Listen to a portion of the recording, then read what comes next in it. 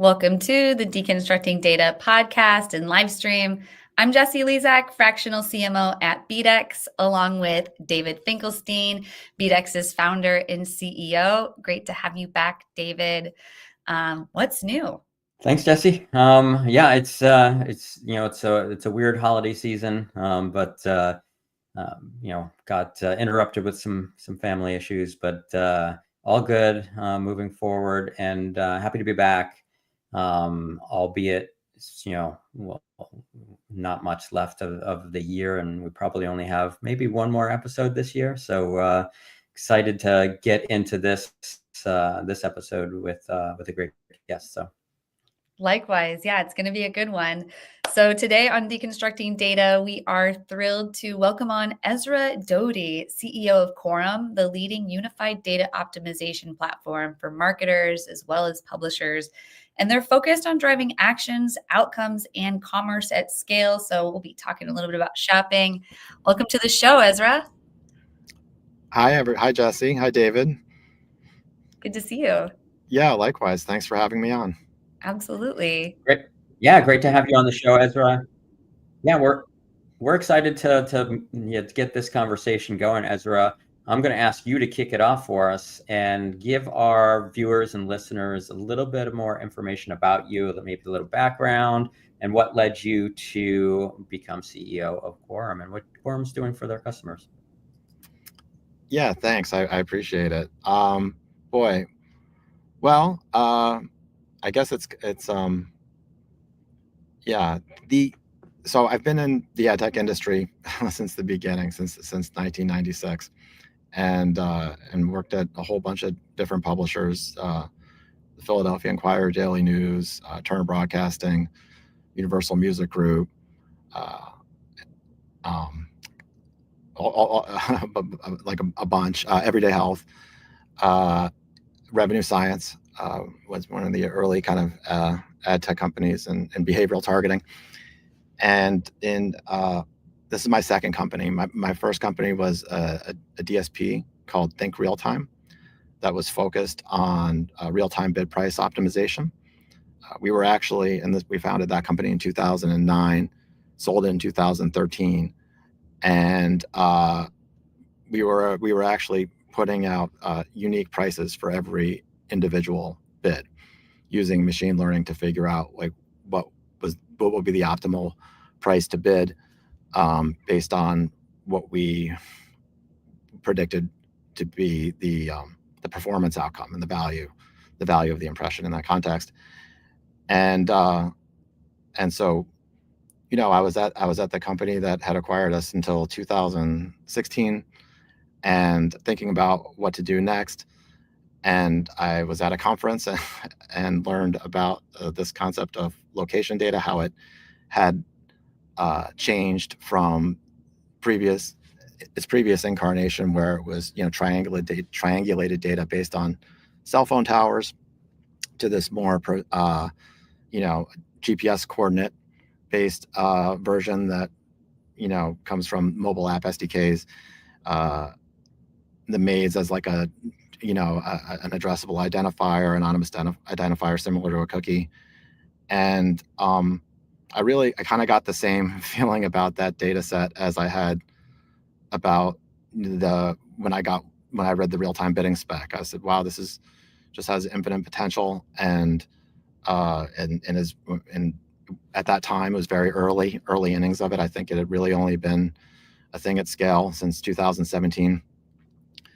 And so we started the company in 2019, just before the pandemic, which was exciting. Our first product was for measuring, kind of like a double click for billboards, measuring when people drive past roadside out-of-home advertising, and then figuring out of those people how many showed up, at the advertiser's physical location, be it like a restaurant or a retailer or whatever, or their website. And as soon as we launched the project, we're focused on the out-of-home industry, and everybody's at home. So and we still continued to build on that product, and we have a great out-of-home business and great partners in that category today.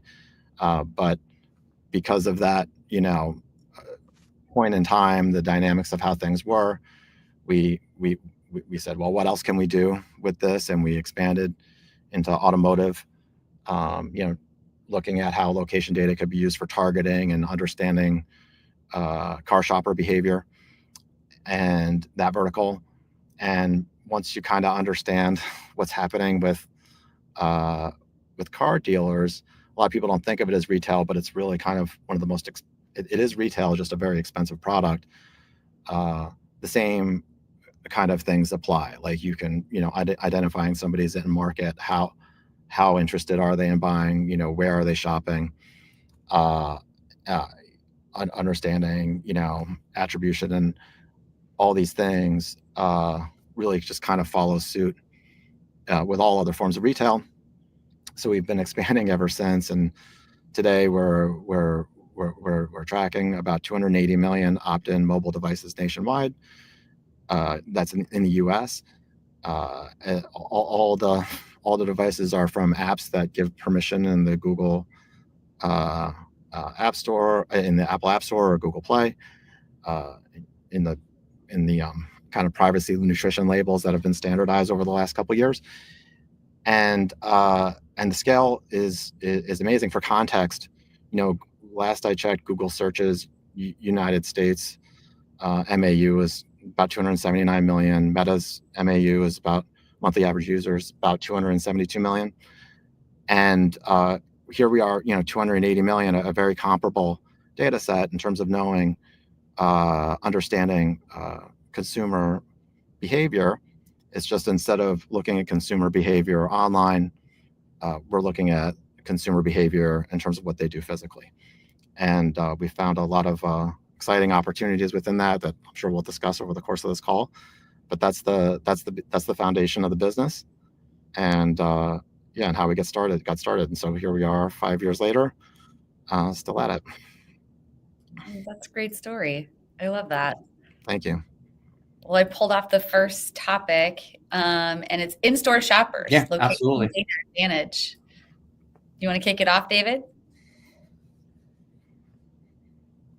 I think we have a little lag.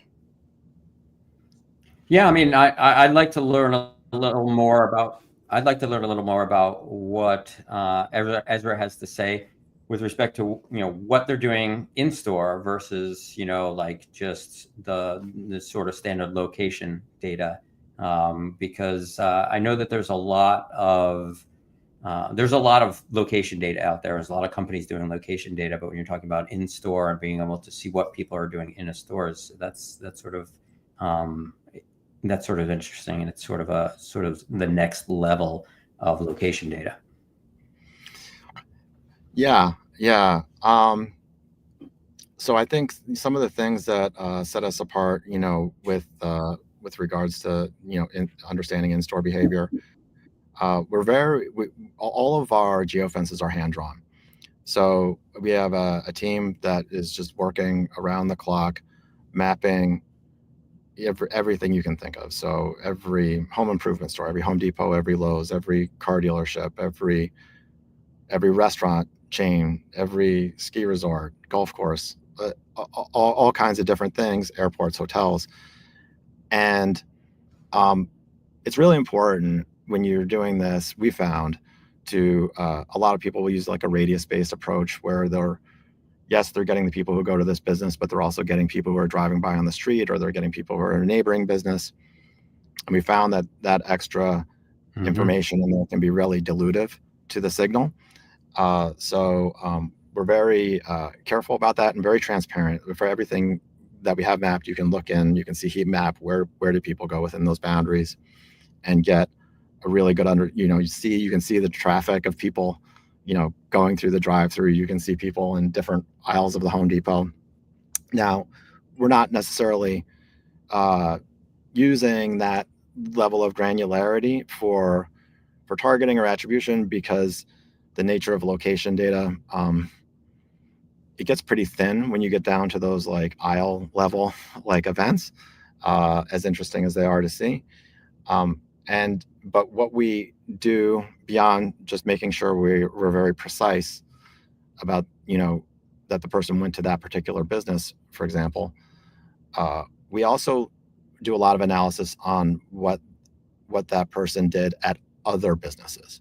So running scans to say like, okay, yes, I saw you at this Macy's, and well, where else are you shopping? Well, for this particular Macy's, we see a very high cross shop with a TJ Maxx down the road.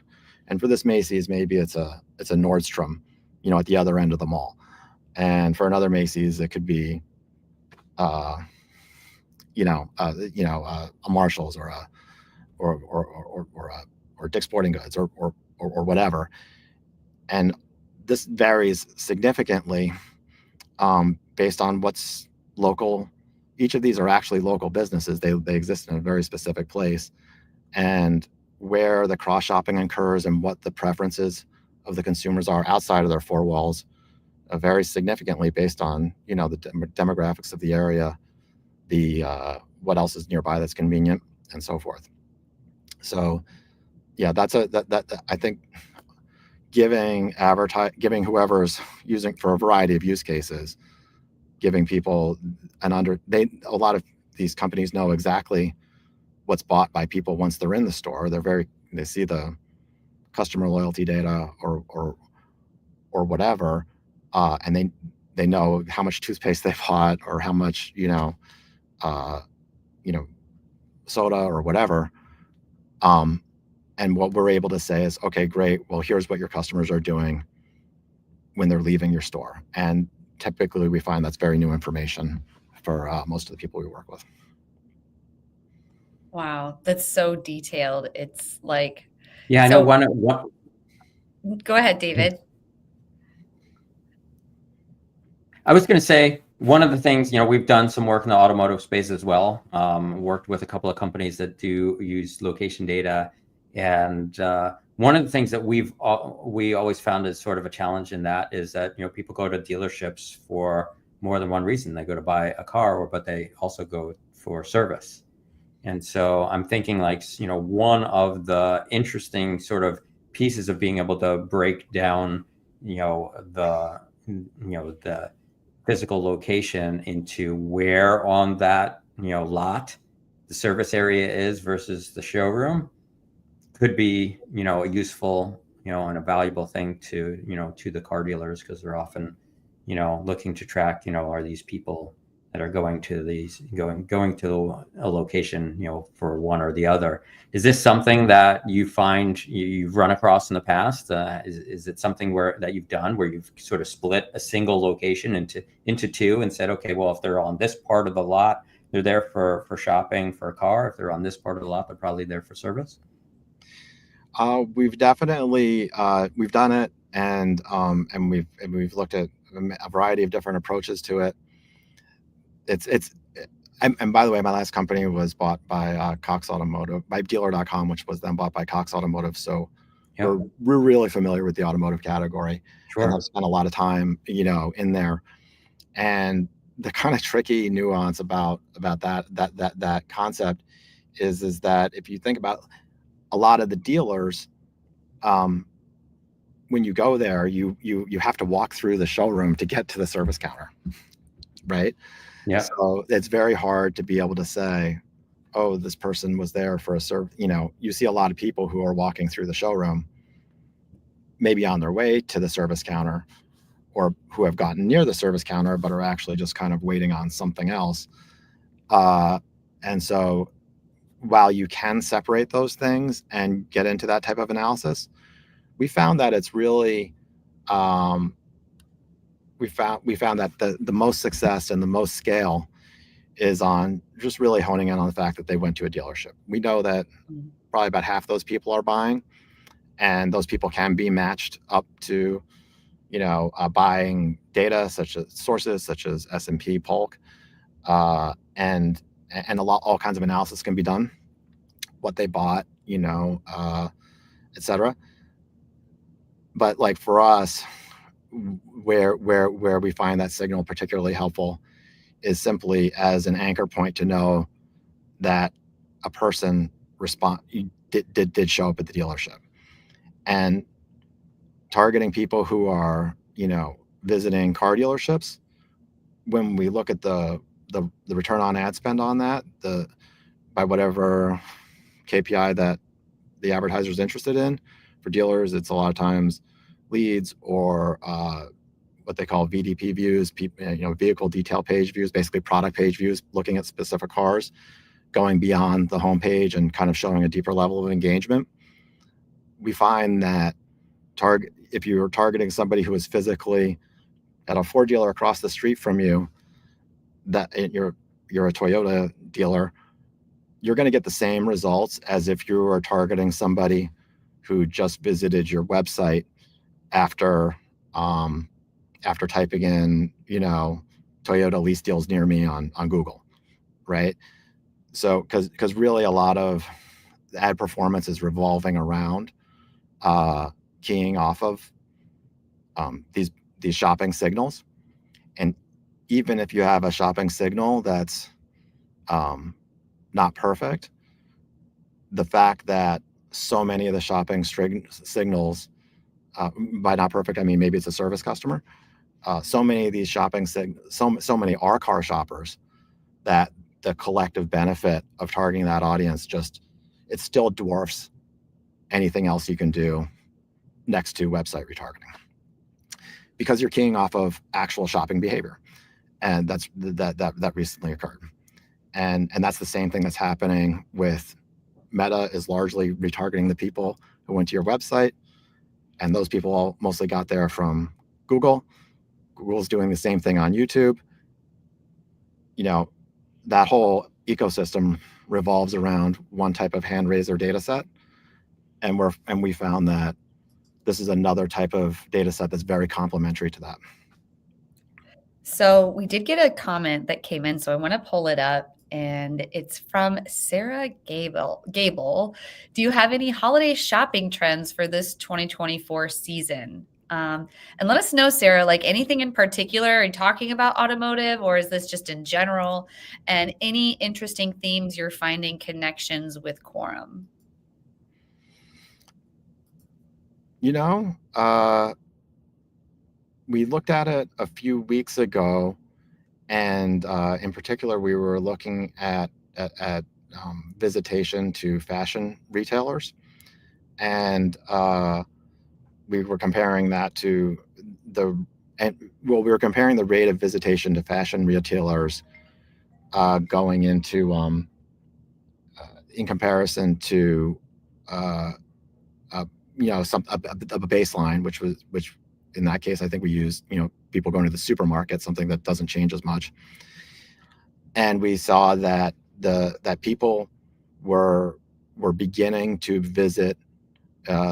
The delta between the two, the increase in visitation to fashion retailers, was happening about 3 weeks earlier than those trends started to separate in 23. So I'd like to think that there's going to be a bigger,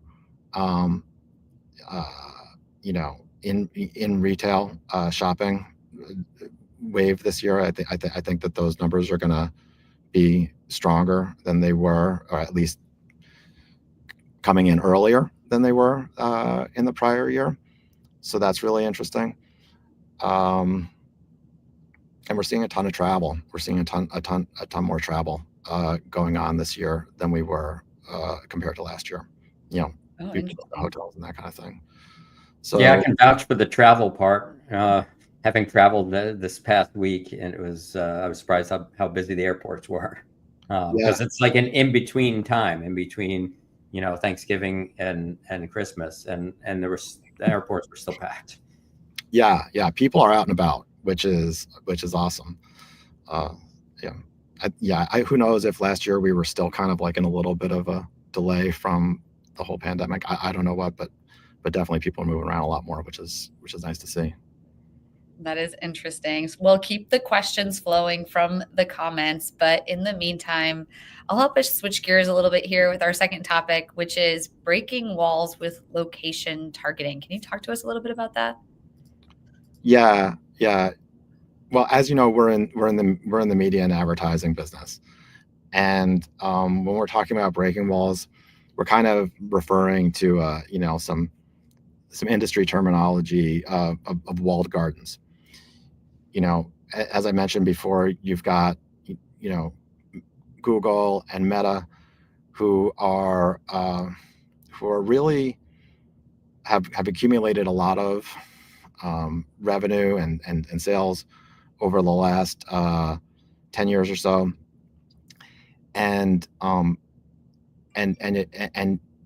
if you look at how they're doing that, and you look at how they're doing that compared to what the rest of the media industry has been doing, they've really kind of gotten further ahead with the use of data, both from the standpoint of targeting and understanding data using AI and machine learning to see what works and doesn't work, to optimize campaigns, and to do all these things in an automated way.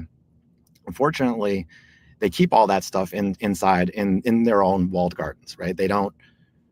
It's a little bit of a black box how they do it. They don't give you a lot of in-depth, the same type of visibility into like the bid calls and impression level data and things that you can get in the programmatic landscape. And so it's been a big mission of ours to help publishers, CTV operators in particular, who have incredibly high quality content. You're talking sports broadcasts, the nightly news, great movies, a studio produced content that are having a hard time with budgets eroding to places like YouTube and Meta. And the thing that's particularly strange about that, from my standpoint, is that a lot of that content on YouTube and Meta is not of the same. It's of a different quality or a different type. It's it's a lot of skateboarding dog videos. It's happy birthday posts. It's not journalists and Hollywood studios. It's just user generated content, and they're able to like claim really high rates on ads adjacent to that content, and because they're able to do a couple of things really well. They're able to have attribution. They can say, of the people who got the ad, here it's targeting and attribution really is what it comes down to, and then how those things are used in optimization that they do themselves internally with the data sets and infrastructure that they've built. And so we're trying to we've built a similar data asset and infrastructure that we're making available to media companies and performance-focused ad agencies that where all that technology, they had a pre-existing business, so all that technology wasn't necessarily part of their original DNA. They had a media business for 50 years, had plenty of great sales, so heavy investment and all this data wasn't apparently necessary until I think just really in the last few years. I mean, we had like a big surge in advertising spending that kind of during and at the end of the pandemic, that kind of I think masked a little bit of the true effects of that erosion, and I think people are really starting to understand it now. So anyway, we're trying to help these people get outside of the walled gardens. And I can talk a little bit about how we do that if you want, or you let me know. But it seems like maybe there's a question. Tell me, where are we? Yeah. No, I think that's good. David, what are your thoughts? Yeah, it's a good point. And we talk about those walled gardens a lot in the sense that, it has a lot to do with some of the business that we do as well, just helping get, SMBs and other companies access to data that, the walled gardens are sort of, keeping inside. Also, AI, you look at, companies like Meta and Amazon and Google, they've been using AI for years. And now that AI has become more, I like to say democratized, there are so many AI tools that are out there, whether it be for advertising or whatever, in the advertising marketing space, there's tons, but there's also, tons in other areas as well. These are all tools and data sets and things like that that previously were behind these walled gardens, right? And so I think companies like yours, companies like mine, we're bringing a lot of this technology to the masses, to other types of businesses that never had access to this in the past. And I think there's a lot of value in that. Yeah, exactly. And I mean, and as evidenced by how much revenue both of those walled gardens make from the SMB category, it's huge. Yeah. And if you think about everything outside of that, it's important to like take a careful note of what their core data asset is, and that is their pixel on every advertiser's website. Mm-hmm. They have a reason to have it there. And when you have a pixel on an advertiser's website, you can see everything that's going on in terms of the traffic, including you can see the percentage of their users that come back to the website and buy something.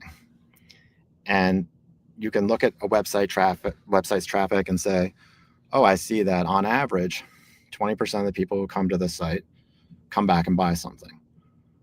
Well, if you're Google or Meta, you can then know, and those numbers really don't change. You'll see that they will see that they stay relatively constant. And the reason that traffic is so high performing is because it's driven by people who are coming to the site from Google searches. And those people are searching high value terms that they're paying a lot of money cost per click for. And so these are people who are already ready to buy, who didn't get for the most part, didn't get the idea to buy something. The intent didn't originate inside of Google, right? Google is really just acting almost as like a modern Yellow Pages, and to route the person once they're already interested. But Google is getting that touch on it, and so they're able to get credit for the downstream effectiveness of the ad, and they have Google Analytics on the page, which is great at tracking that. And then both them with things like YouTube or GDN, Google Display Network, and Meta as well. I'll kind of move that to that as another example. Meta also has their pixel on the advertiser's website. And as I was saying before, if they know that 20% of the people who who went to the website are going to come back and buy something, they know that if they can inject an ad into that user's experience in that window of time between them, they leave the site and come back, that they can get credit for that sale. And so when they're doing the opening move for everybody on, especially SMBs with Meta, is to do website retargeting. And most people will max out their budgets on that, but there's only so many people who go to your website, so there's only so much you can spend. So the next thing they do is they say, well, I saw people going to, what's the overlap between this website's traffic and other websites' traffic in the area? And they can say, all right, well, I see that 20% of the people or 30% of the people who go to my website also go to this website. So if I start serving ads to their customers, right, as part of my lookalike, then I can get those same types of benefits, and we can scale the budget. Both YouTube and Facebook and Facebook, Instagram, they do that. And so it's not to say that you do want to advertise to these people, you do want to retarget. It is a good use of funds, but a huge percentage of the sales that they're accounting for are sales that were already happening. And there are incremental sales as well, and it's super valuable. It's just less valuable than I think that most people perceive. It's more in line with the value of the Yellow Pages, which was huge, but not 50%, right? Not 50, not where it is. And so when you look at those things and you consider the rest of the media industry, well, the rest of the industry is like this fragmented, federation, right? Like it's not centralized. There's no wall around the garden. Everyone's kind of out there doing their thing. There's all different types of platforms. Some talk to each other, some don't. There's some standards, there's not. And relatively speaking, it's chaotic. So there's that to deal with. And then in addition, none of these publishers, none of these, very few anyway, have a reason to have their pixel on every website. So they can never have the visibility to know what is, okay, so if I get an ad in front of this customer, what's my attribution going to be? They're totally blind to that. And so that's another kind of missing element in the programmatic or CTV landscape that we're trying to address with location data. What we found is that, you know, people going to physical stores is a really great proxy for online behavior. You know, we see like 35-40% of the people who go to a physical retailer will also be seen on the website. So if we know if the ad is optimized towards store visits, that it's also doing pretty well from an e-commerce standpoint. And then likewise, you know, you can just see in general, hey, this combination of things, you know, these publishers that I'm running on, these times of day, you know, these different strategies, these data sets that I'm targeting are producing a higher rate of visitation to my physical locations than those. And that gives you an ability to really steer the performance that, unless that is very similar to the ability you have to steer performance if you have your pixel on everyone's website. So that's kind of our gist of it. You hit on a really good point with respect to attribution in the walled gardens, because we've talked about the fact in the past that the walled gardens like to take credit for as many conversions as possible, and so that just gets you to spend more money with them. And if they're able to your point, inject an ad in between, you know, a visit and the purchase, then now they've already, you know, they can take credit for that attribution of that conversion. Yeah, they can. And again, the amazing thing is that for most of that traffic is coming from Google, but in very few ways is Google, you know, both for Google and Meta, they're targeting the same users, right? Mm-hmm. Google's targeting them based on the search. They're retargeting them on YouTube. User gets to the Facebook website, the advertiser's website. They see them, they retarget them. It's the same person. So they're both taking credit, right, for the same sale. But the amazing thing is like they're taking credit on this user who had already made the decision to buy. Yeah. They were already shopped. Like they did not get that idea from Google, right? So here we have like they likely got it from like an ad when they were like at home in their living room, and it was like next to, you know, like a playoff sports event or whatever, something that was more impactful and more of an entertaining experience, higher quality experience. But like that is nowhere in any of their reporting systems, right? Yep. Such an interesting point. Well, I think this might be the first time in Deconstructing Data history, David, that two topics got us all the way until 10 minutes left. So with just about 5 minutes, so we can fit in some of that last stuff to sum up the show, could you touch just a little bit about publisher performance accountability? Yeah, and thankfully I kind of covered a couple of these points and, you know, what I was describing earlier, which is what we like to provide publishers is that same capability that Meta and Google have, which is to have a positive signal. Look, I ran ads under these conditions, and this set of conditions led to a visitation rate of 0.3%, and this set of conditions led to a visit rate of 1%. And now they have the ability to know, okay, what content is best for one advertiser or another, what time of day is best for one advertiser or another.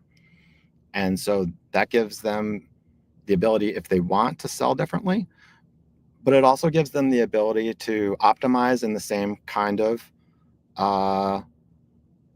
way, build AI and do the same type of optimization that Google and Meta do, because they're looking at the same types of things. They're saying, okay, what what of all these things that I threw at the wall stuck? And okay, great. We're going to put the impressions for this advertiser there and this one here. And we're going to optimize who's getting what ads, maybe on like a run a site by, right? And rather than letting the ad server, make a decision's being made on where the ad should run. But usually that decision, when it's left to ad servers for say a run a site or run a network campaign, is just based on like available budget and what's in the queue. It's a decision, but it's a simple decision. But now you have the ability to say, I want to be a little more careful with that. And whether I have sold that into the advertiser or not, it's still run a site. I still have the ability to make my decisions a little bit smarter. And if I do it this way, I can be very confident that in whatever reporting they're looking at me through, that they're maybe not sharing with me. Maybe they're using another location data attribution partner for that they keep with their agency, and they're comparing my performance to 10 other publishers' performance, and they're deciding who they're going to put evergreen buys against in the next upfront using this data. We're giving publishers the ability to somewhat manage how they fall within that reporting and be more competitive, because they all have, great. There are combinations for every advertiser in, these publishers that operate at huge scale. It's really just a matter of figuring out how to balance it, and that's what we're helping with. Yeah, such a great. Awesome. Totally. Well, I think that gets us through our first 3 topics, but real quick, we have to make sure we ask you, what are some of your favorite tools in your tech stack, Ezra? Well, I used to say, and it's still up there. I call me old-fashioned as PowerPoint. Yes. I do so much wireframing, outlining my ideas, mind mapping, just kind of organizing thoughts in PowerPoint. I just find it's like just this simple kind of scrap, like notebook, my version of a notebook that I can kind of